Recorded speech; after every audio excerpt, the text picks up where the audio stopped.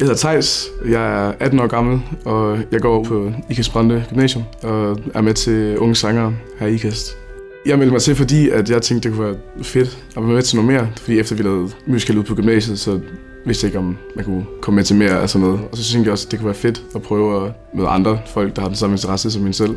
Det føles ikke rigtigt som en konkurrence. Det er mere bare sådan en lang workshop på 4 dage på Påskecaféen. Alle de er super venlige og lærerne, de er imødekommende, og jeg føler, at folk er der for hinanden. Altså, det er sådan, hvis der er nogen, der ikke går videre, så er en, der går videre, så går de stadig over og snakker med hinanden, og folk de bliver ikke sur på hinanden. Sådan auto tog min plads, og man lærer også at se på andre, og når de øver sig, og de synger. Og så selvfølgelig, altså, det er jo en konkurrence hovedsageligt, men altså, det er ikke sådan, man føler det. Du får så meget mere med.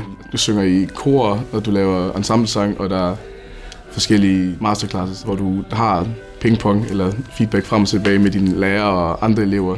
Jeg vil klart anbefale til alle musikinteresserede gymnasieelever.